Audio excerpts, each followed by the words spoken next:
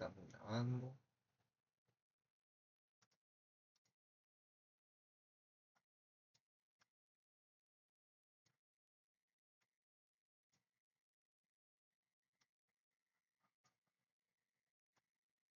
Vamos a comenzar. ¿Y me escuchan bien? Sí.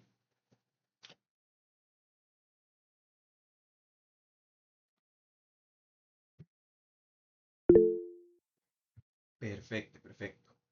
Bueno, estamos esta semana terminando el módulo 4 de normas alimentarias y vamos a terminar de ver sobre el sistema HACCP. Que dijimos que el sistema HACCP, las siglas son análisis de peligros y puntos críticos de control. HACCP es la terminología en inglés. En español es APPCC. Análisis de peligros y puntos críticos de control.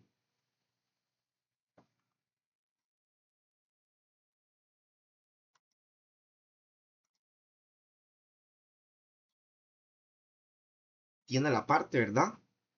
Del análisis de peligros. En esa parte del análisis de peligros va a venir a constituir el primer principio del HACCP y es uno de los pasos más importantes de todo el sistema de inocuidad. La realización inexacta de un análisis de peligro llevará inevitablemente al desarrollo de un plan HACCP inadecuado. Bueno, si yo no estoy identificando bien cuáles peligros puedo tener, de ahí no me voy a estar protegiendo adecuadamente, ¿verdad? Con mi plan HACCP o con mis puntos críticos de control. Si yo no hago ese análisis, ese diagnóstico inicial de los peligros, lo que salga de ahí en adelante no va a estar bien, ¿verdad? Si fallamos aquí, de ahí todo el plan en adelante se va a derrumbar. Y un análisis inexacto va a llevar a cabo un plan inadecuado.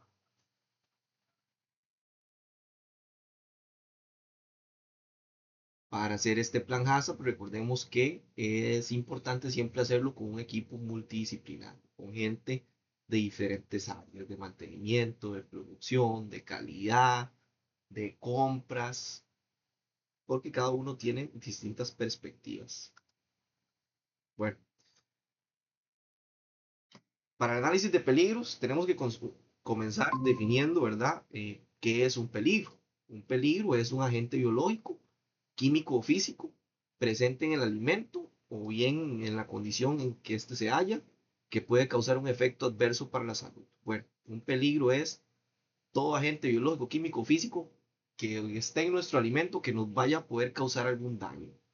Nuestros alimentos, ¿verdad? Los productos que vamos a producir no tienen por qué causarle daños a ningún consumidor.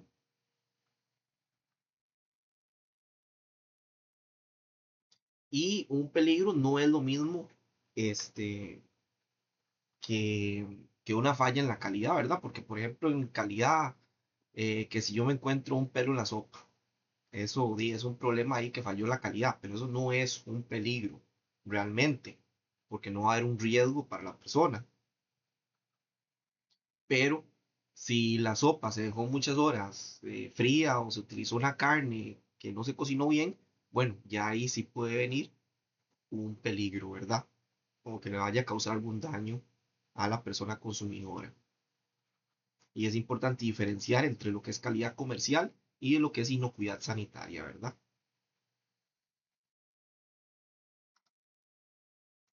Vamos a ver las diferencias de peligros. Hay que tener presente que aunque dos empresas fabrican los mismos productos, los peligros serán distintos debido a diferentes factores. Bueno, pueden tener diferentes fuentes de ingredientes, pueden tener fórmulas de preparación distintas, equipo de elaboración distintas, métodos de elaboración y de preparación distintas, la duración de los procesos puede que sea diferente, puede ser que no tengan las mismas condiciones de almacenaje, bueno, y la experiencia y conocimiento de actitudes del personal es diferente. Por eso creo que en otra clase les mencionaba que un plan HACCP no puede ser copiar y pegar, ¿verdad? No puede ser sacado de otra empresa o mira, es que en otra empresa yo estaba así lo hacíamos y así lo podemos hacer nosotros. No, un plan HACCP siempre es un análisis individual a la empresa en la que se está trabajando, al proceso que se está trabajando, al producto en el que se está trabajando. Es sumamente específico. Si dos empresas hacen galletas de chocolate, ¿tienen los mismos peligros? Bueno, no, porque pueden tener equipos diferentes.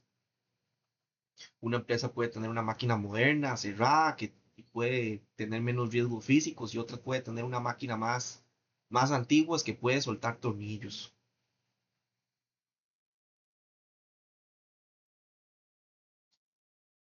Por ejemplo, las fuentes de ingredientes no es lo mismo empanificados, huevo líquido que ya venga pasteurizado o huevo crudo en cáscara, ¿verdad? Ya eso, el huevo crudo en cáscara va a presentar un riesgo.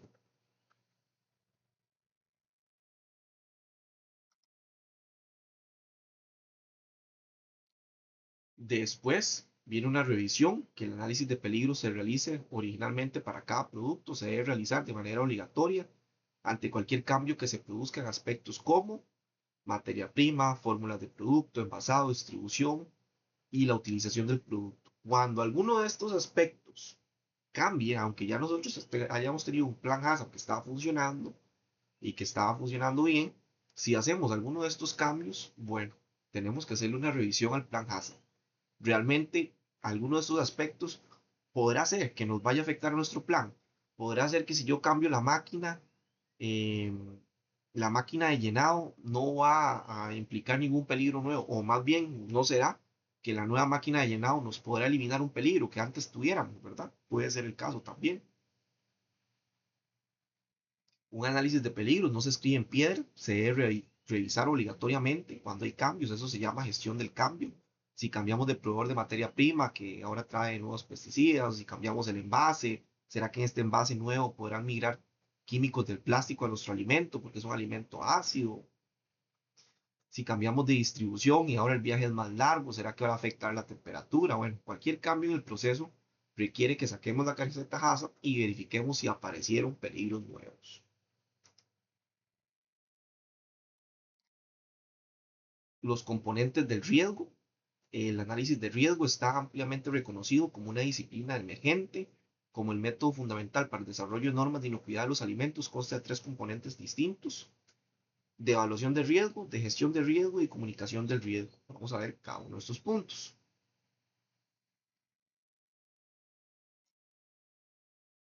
Pero, por ejemplo, el análisis de riesgo es como un marco general que tiene la parte de evaluación, que ahí se toman datos, la parte de gestión, que es parte de decisiones, que es lo que hacemos en la planta, decidimos qué medidas o qué filtros podemos poner, y la parte de comunicación, que es cómo hablamos de esto con los proveedores, con nuestros clientes y nuestros consumidores. En la parte de evaluación de riesgos, vamos a determinar cuáles son los peligros, identificar sus efectos inmediatos, transitorios o a largo plazo sobre la salud de la población. Bueno, se utiliza una matriz de riesgo. Ahí el riesgo es la multiplicación de la probabilidad por la severidad. ¿Qué es la probabilidad? Bueno, ¿qué tan seguido puede pasar este riesgo? ¿Será que pasa todos los días? ¿O será que en 3 años que tenemos no ha pasado nunca? Entonces ahí podemos decir qué tan probable es que pase el riesgo o no. Y después la severidad. Si pasara, ¿qué tan grave es? ¿Será que le van a dar al cliente un dolor de estómago? ¿O será que le puede causar la muerte? Bueno, hay que evaluar la severidad del riesgo. Y cuando tenemos esos dos aspectos combinados, nos va a decir el nivel de riesgo. Por ejemplo, un trozo de plástico blando en un queso, bueno, la probabilidad es media porque a veces pasa, y, pero es de severidad baja, entonces es de riesgo bajo.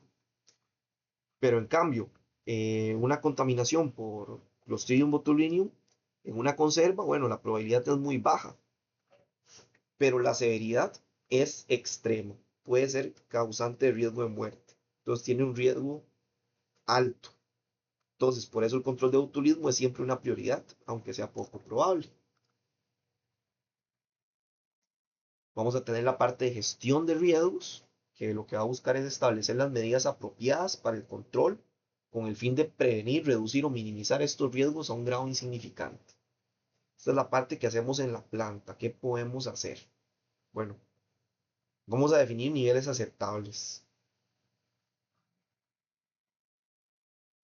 Las medidas de riesgo consisten en decidir qué medidas aplicamos, si puede ser un lavado, una desinfección, una cocción, pasar el producto por un detector de metales, para que el riesgo sea tan bajo que sea seguro comer el alimento.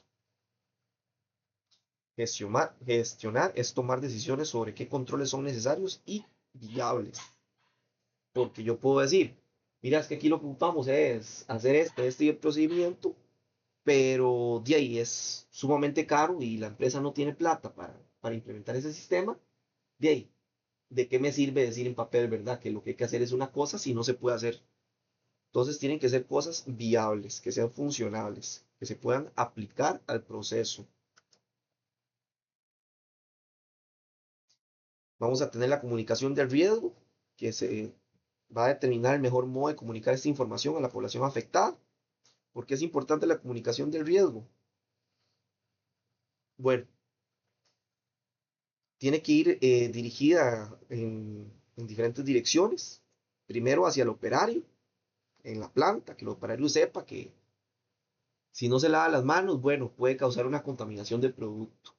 Después también hacia el gobierno, reportar si nosotros internamente encontramos algún riesgo en algún proceso, ¿verdad? Que encontramos que algún lote de producto venía contaminado. Entonces hay que comunicar ese riesgo. Y también hacia el consumidor, cuando en la etiqueta cuando tenemos una línea de producción de un producto y no garantizamos este, que el producto sea libre de alérgenos, que en esa misma planta se hace algún otro producto con gluten, por ejemplo, entonces nosotros decimos, bueno, tiene trazas de gluten o tiene trazas de maní, eso se comunica, porque eso no afecta a todas las personas, ¿verdad? Solamente a las personas alérgicas puede ser eso un riesgo. Entonces, si existe la posibilidad que nuestro producto contenga un alérgeno, hay que comunicarlo, porque eso es un riesgo para el consumidor.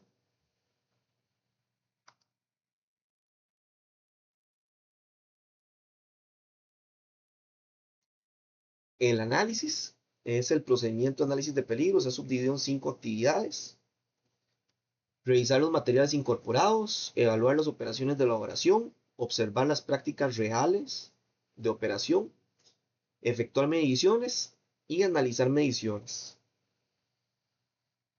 Bueno, todas estas partes, ¿verdad? Es parte de una investigación de nosotros para determinar adecuadamente los peligros, ¿verdad? Y la gestión de riesgo que podemos hacer. Hasta acá, ¿alguna duda, alguna consulta?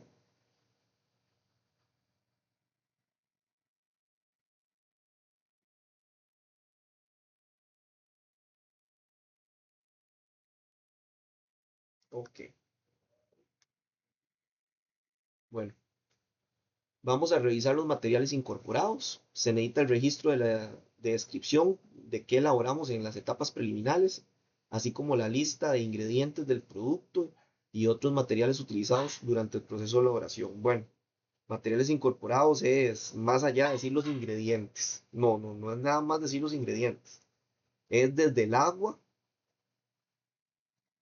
desde el envase, desde si yo utilizo gases para alguna atmósfera controlada, ¿verdad? Por ejemplo, las papitas fritas. Todo eso vamos a necesitar nosotros tener fichas técnicas y tener especificaciones.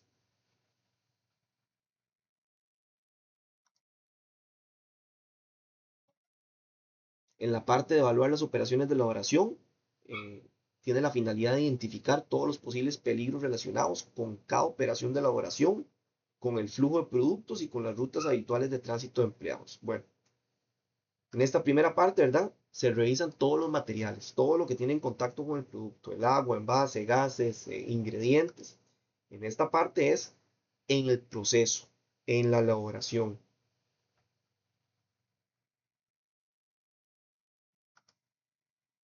Después, observar las prácticas reales de operación. El equipo HACCP debe estar sumamente familiarizado con cada detalle de operación en estudio para identificar distintos peligros, los cuales deben registrarse en un formulario pertinente y se debe examinar, observar, considerar y analizar.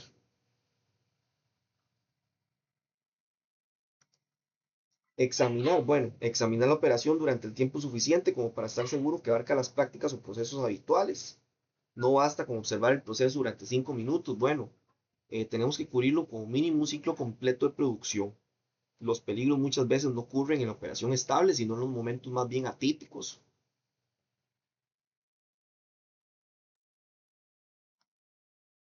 Hay que examinar cuando los arranques de máquina, durante los cambios de turno, durante las paradas de avería. Esos son los momentos más críticos para evaluar y examinar la producción. Si nada más nosotros observamos a media mañana, cuando todo está funcionando bien, bueno, el análisis de peligro probablemente no vaya a quedar completo. Observar. Observar a los empleados y preguntarse, por ejemplo, si un producto crudo contaminado podría a su vez infectar las manos o los guantes de los operarios o contaminar el equipo que luego estará en contacto con el producto tratado o el producto final. Bueno, aquí se puede ver si va a haber una contaminación cruzada.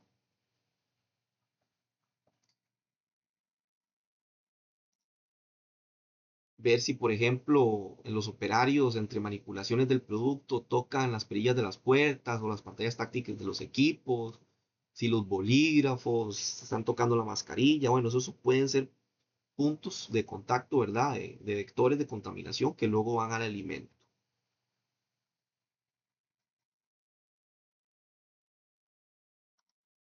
Después viene la parte de considerar las prácticas higiénicas y anotar los peligros existentes.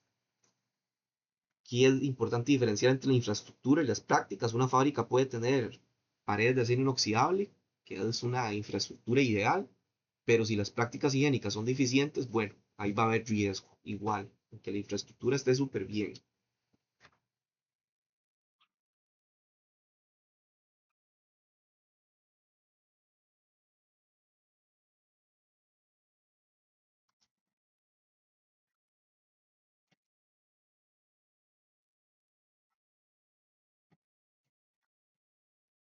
Vamos a analizar el proceso.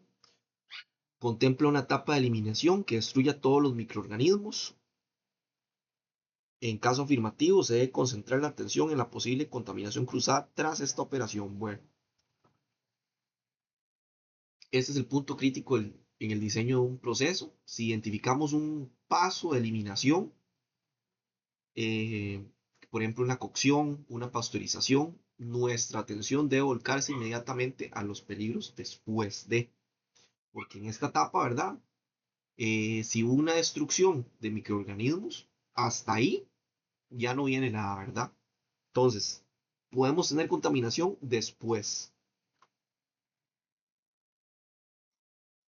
Un producto ya cocinado es biológicamente más vulnerable que uno crudo porque hemos eliminado la flora competitiva. Si una bacteria patógena entra después de un tratamiento térmico, no va a tener competencia y más bien va a crecer rápidamente.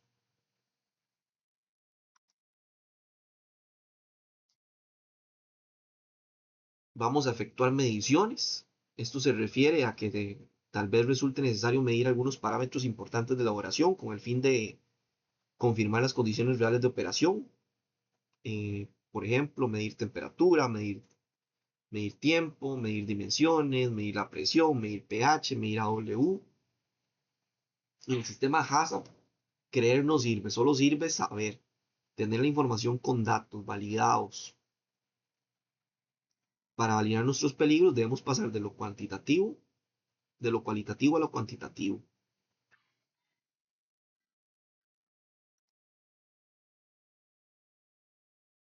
Podemos medir las temperaturas. Aquí se considera el tratamiento térmico, el calentamiento y las operaciones de enfriamiento y refrigeración. Cuando se evalúa un tratamiento térmico, se recomienda efectuar la medición en el punto más frío del producto, pero si se evalúa el enfriamiento o la refrigeración, se debe medir más bien el punto más caliente. ¿Por qué? Porque la transferencia de calor no es instantánea ni uniforme.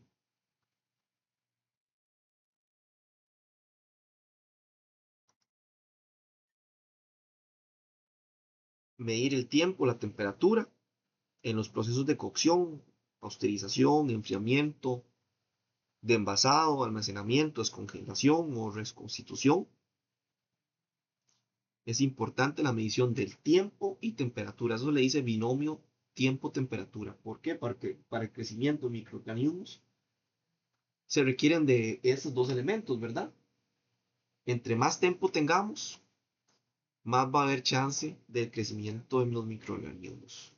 Y la temperatura, recordemos que vimos la zona de peligro. ¿Se recuerdan de la zona de peligro?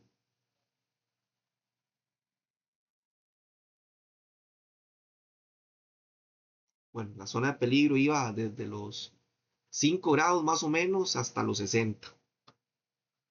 Entre esa zona es la zona del crecimiento de los microorganismos.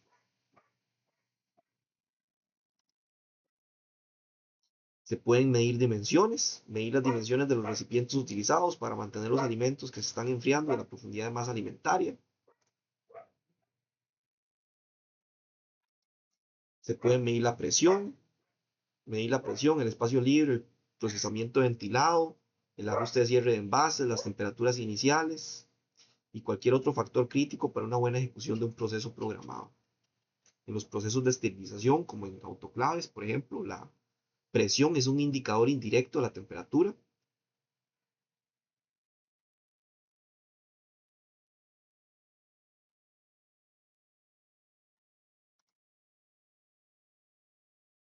Vamos también a las mediciones de pH, medir el pH del producto durante el procesamiento y también del producto acabado y medirlo a temperatura ambiente si es posible. ¿Por qué? Porque el pH también es un indicador, ¿verdad? Número uno de nuestro producto, que nosotros podemos tenerlo, nuestro jugo, que tiene que tener un parámetro establecido. Y también para el crecimiento de los microorganismos, ¿verdad? Puede ser un elemento que nosotros determinamos que sea importante, medir el pH. Se puede medir el AW. Recordemos que el AW era la disponibilidad de agua y la del AW va de 0 a 1. Medir el AW del producto si es posible, utilizar muestras duplicadas y hacer las debidas correcciones considerando la temperatura ambiente. Para la mayoría de las bacterias patógenas, estas dejan de crecer por debajo de un 0.85 de AW. Recordemos que entre más alto es el AW, más disponibilidad de agua es. Ya con un 0.85 se ve limitada el crecimiento microbiano.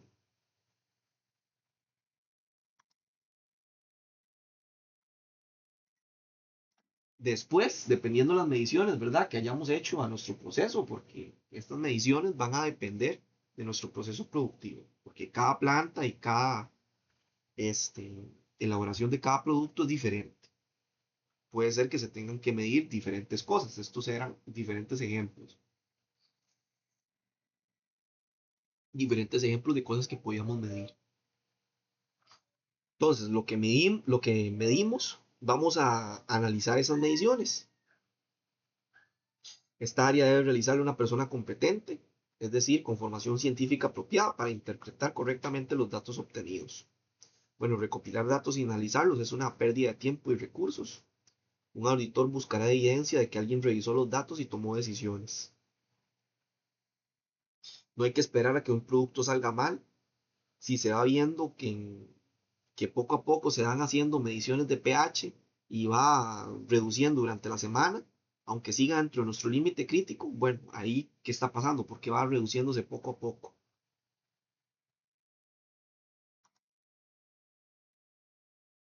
Y ahora vamos a ver los peligros. Los peligros físicos es la presencia de objetos extraños, en el alimento que puedan causar dolencias o lesiones, pueden ser el resultado de una contaminación o de malas prácticas en muchos puntos de la cadena alimentaria. Los peligros físicos vienen a ser piezas de metal, pedazos de vidrio, piedras, astillas de madera, lápices, curitas, colillas de cigarro, botones, joyas, guantes, agujas, alfileres, cuchillas, huesos, espinas, cualquier cosa que nos vaya a poder causar un daño físico, ¿verdad? Como a la hora de masticarlo, comerlo en el estómago o peligros similares, ¿verdad?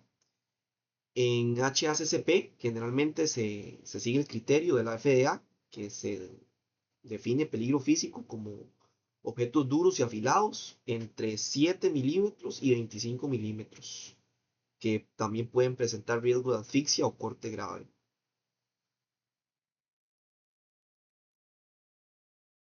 Muchas veces los peligros físicos no pueden venir de la materia prima, sino es del mantenimiento a alguna máquina, eh, que se le quebró alguna pieza interna, que se le zafó una tuerca, algún pedacito de alambre, y que esto va a caer en el producto. Por eso muchas veces, cuando se tiene, cuando en nuestro producto tenemos alguna parte que implica fricción en la elaboración del proceso, fricción metal con metal, que tenemos dos piezas metálicas que chocan, normalmente esto va a implicar que nosotros más adelante vamos a tener un punto crítico de control que sea el detector de metales. ¿Por qué? Porque donde haya choque metal con metal hay un peligro físico de que haya desprendimiento de metales, ¿verdad? Entonces, muchas veces en los diferentes procesos que tengamos, el detector de metales va a ser un punto crítico de control.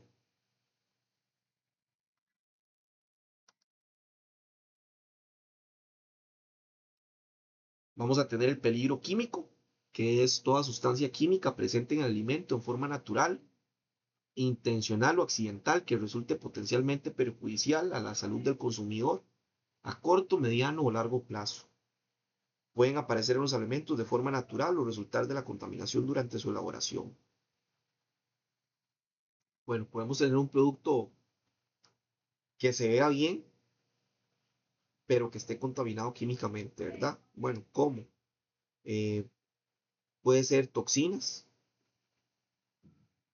pueden ser micotoxinas, por ejemplo, que en los granos, o pueden ser alérgenos también, que nuestro producto, si nuestro producto dice que es libre de maní y viene contaminado con maní, el maní se considera un peligro químico, porque es una molécula proteica, ¿verdad? La que va a causar daño en las personas.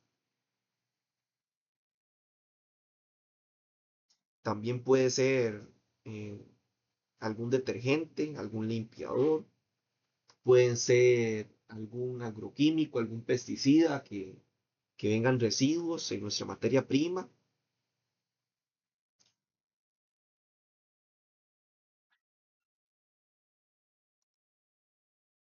Y después tenemos a los peligros biológicos, que es cualquier organismo vivo presente en el producto que pueda causar un problema de salud de forma directa o indirecta. Este tipo de microorganismos se le conoce como patógeno. Entonces, peligros físicos van a ser bacterias, virus, hongos o parásitos. Estos normalmente son los que generan más problemas y los más graves.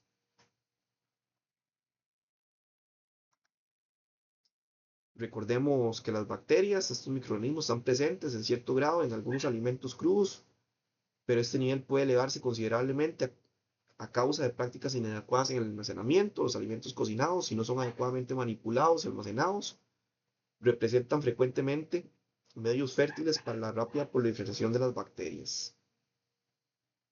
Recordemos que las bacterias se reproducían exponencialmente, ¿verdad? ¿Qué quería decir eso? Que en condiciones ideales una bacteria se divide cada 20 minutos y en 6 horas una sola bacteria puede convertirse en millones de millones.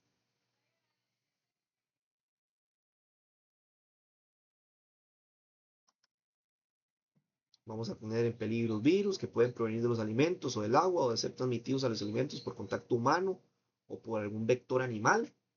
Los virus no pueden reproducirse fuera de la célula viva, por lo tanto no pueden multiplicarse en los alimentos, solo pueden ser transmitidos. Ya esto lo habíamos visto más a profundidad, ¿verdad? En el módulo 2, si no me equivoco. También los hongos, entre los hongos se incluyen los mohos y las levaduras. Los hongos pueden emplearse en la producción de ciertos alimentos, como el queso. No obstante, algunos de ellos producen sustancias tóxicas o micotoxinas que afectan a los seres humanos y a los animales. Los mohos es importante recordar, ¿verdad? Que no solamente es el moho, la parte que se ve, sino también más profundamente puede estar el micelio, ¿verdad? Y también pueden tener micotoxinas como aflatoxinas, que son comunes en los granos.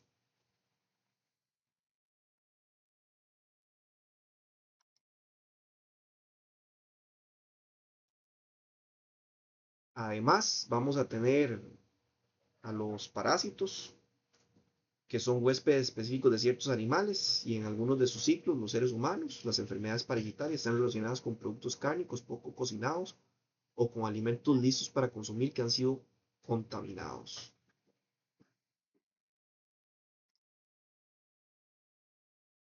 Normalmente la cocción va a eliminar los parásitos, como por ejemplo el parásito que puede venir en la carne de cerdo, que es el Trichinella spiralis, que ese se elimina cocinando la carne.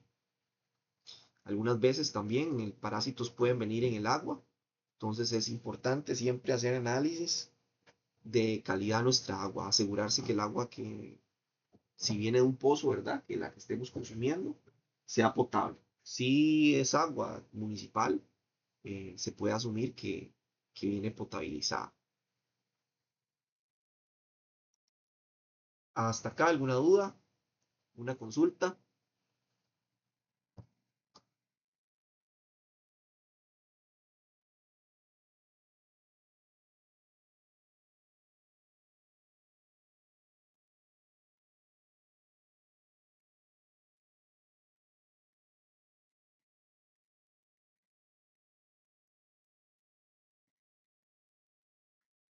Ok.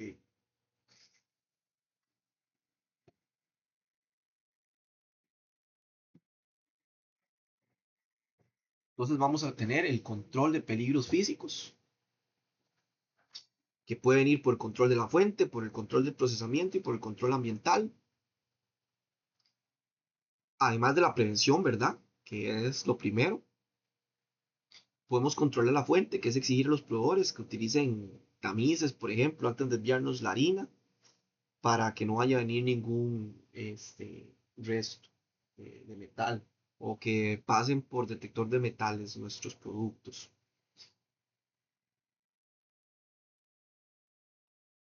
Control de procesamiento, nosotros podemos poner directrices dentro de la empresa de que esté prohibido, por ejemplo, los plásticos quebradizos.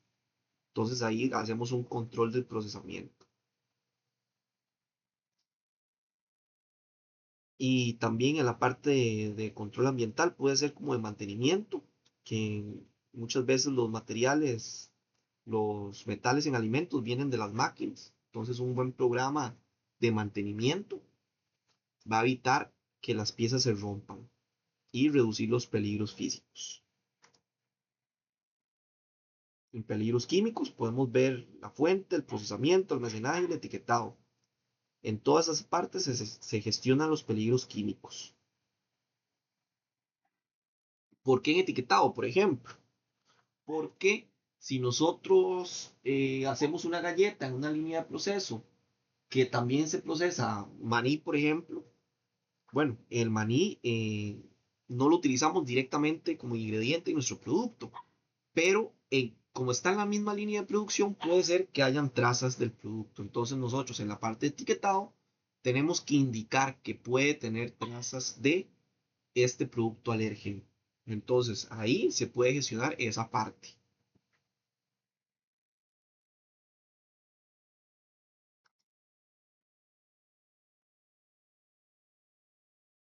En el control de peligros físicos sería eliminando, reduciendo significativamente el peligro, buscando impedir o reducir al mínimo la proliferación de los microorganismos y las toxinas y controlando la contaminación. Bueno, rara vez confiamos en una sola medida, sino que ponemos varias medidas. ¿Por qué? Porque si no funciona una, nos va a servir la otra, y si no funciona la otra, nos va a servir la que sigue.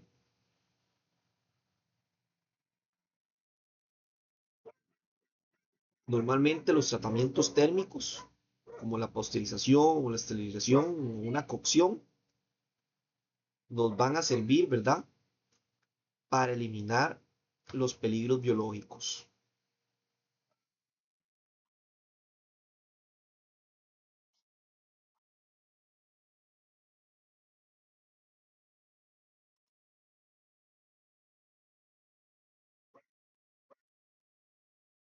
Los puntos críticos de control, la definición del códex, que nos dice que un punto crítico de control es la fase en la que puede aplicarse un control y que es esencial para prevenir o eliminar un peligro relacionado con la inocuidad de los alimentos o para reducirlo a un nivel aceptable. Bueno, no todos los puntos de control son críticos.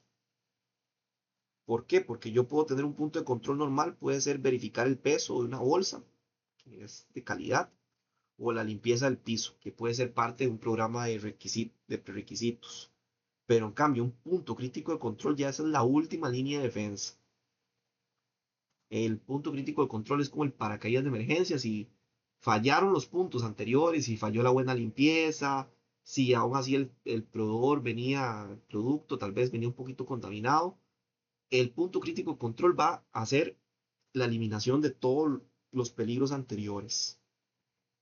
Y si no controlamos un punto crítico de control, bueno, automáticamente vamos a asumir que el producto es inseguro. Más bien tenemos que demostrar lo contrario, que no es inseguro.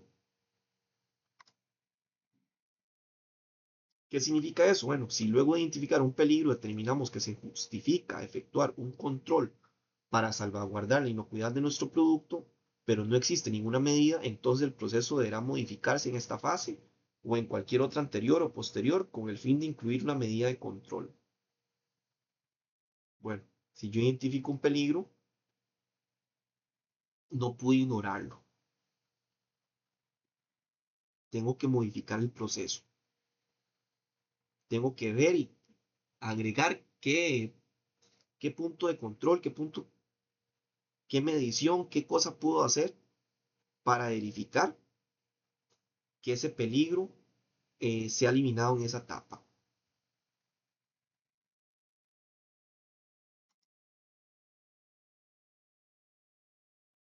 ¿Cómo determinamos un punto crítico de control? Bueno, para determinar un punto crítico de control dentro de un sistema HACCP, podemos someter el peligro a un árbol de decisiones, vamos a verlo similar a las directrices de Codex. En la plataforma de Moodle, ahí van a tener un documento PDF con el árbol de decisión de puntos críticos de control. El árbol es una guía muy útil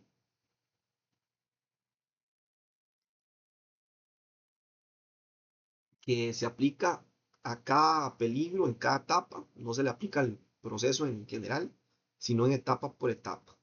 Por ejemplo, la recepción de leche cruda es un punto crítico de control para antibióticos. Ahí vamos a usar el árbol para responder a esa pregunta específica. Aquí tenemos el árbol de decisión y lo vamos a ver punto por punto. ¿Existe una o varias medidas de control preventivas? Sí, no. ¿Es necesario control en ese paso? Si no hay forma de controlar el peligro ni aquí ni después, bueno, hay que rediseñar el proceso. Punto número 2. Está diseñada para eliminar el peligro. Esta es la pregunta de, del kill step que habíamos visto antes, ¿verdad? Que aquí en este paso es el que se va a eliminar el producto. Si aquí se elimina todo, todos los riesgos anteriores, es un punto crítico de control.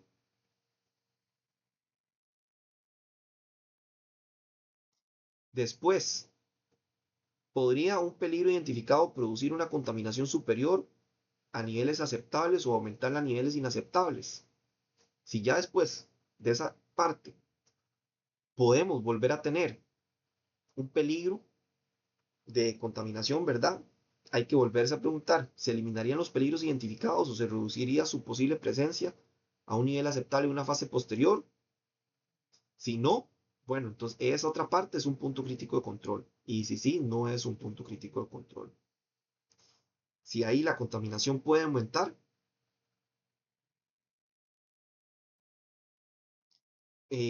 alguna etapa posterior podrá eliminar ese peligro.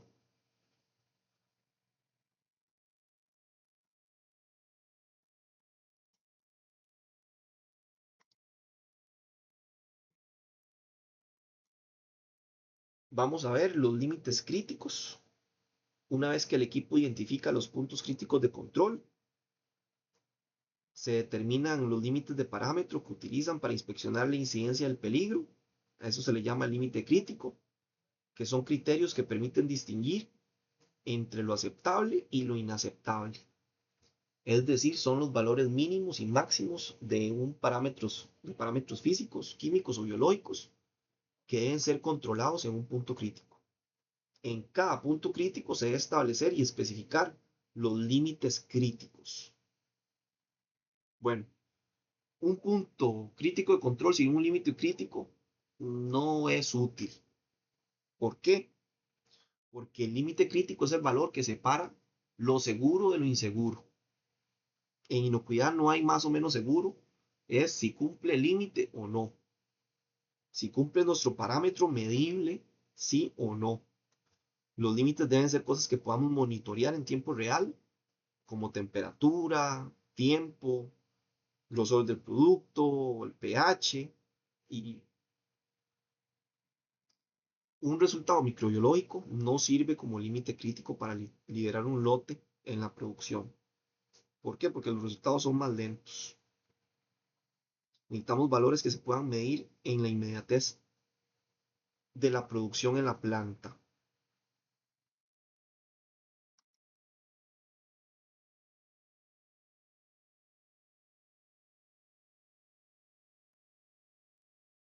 Vamos a ver la justificación de los límites críticos. El establecimiento de los límites críticos puede obedecer las necesidades de satisfacer las exigencias de las regulaciones gubernamentales, las normas de la empresa o la observancia de principios fundados en datos científicos.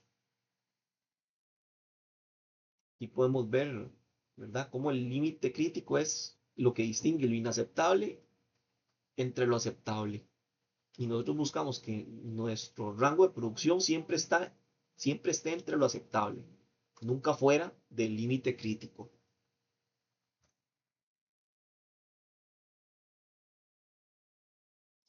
Si nosotros definimos que en la posterización tiene que ser por 3 minutos a 70 grados, bueno, nosotros tenemos que tener una validación científica con la literatura que diga que a esa temperatura se van a eliminar los microorganismos, ¿verdad? No es porque decimos, porque sí. Tiene que haber una justificación y una validación.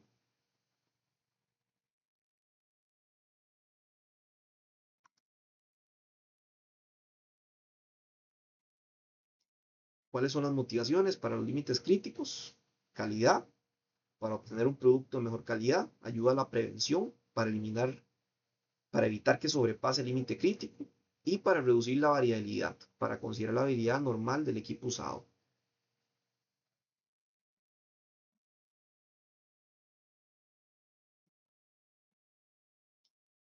Bueno, y aquí también es importante ver otro concepto, el límite crítico y el límite operativo. Por ejemplo, si yo tengo que mi límite crítico es 72 grados, donde el producto se vuelve inseguro, tal vez yo no programo mi máquina de pasteurización a 72 grados, sino que lo programo a 75. Está un poco más arriba de mi límite crítico. ¿Y por qué? Porque todas las máquinas pueden tener una variabilidad y que si yo operara 72, puede ser que en algún momento baje ligeramente, ¿verdad? Y ya por bajar un poco ya está fuera de nuestro límite crítico. Entonces es mejor ir a lo seguro. Y eso a lo seguro va a ser mi límite operativo. Ejemplos de factores o elementos que le podemos poner límites críticos.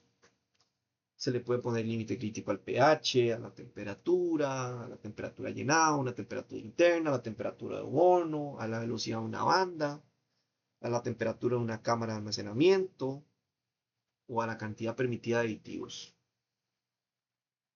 Todos esos elementos pueden ser factores que se delimiten límites críticos.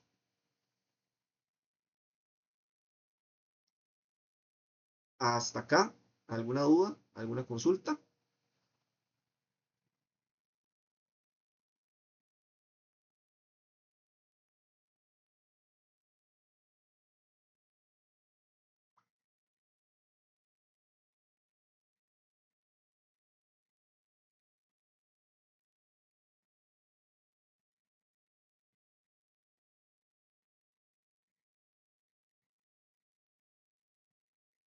Bueno, hasta aquí llegaríamos con la clase del día de hoy.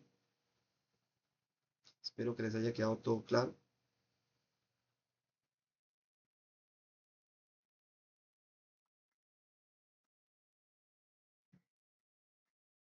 Espero que tengan una buena semana. Buenas noches, estudiantes. Pura vida, Dani. Pura vida, Laura. Bueno, buenas noches, Patricia.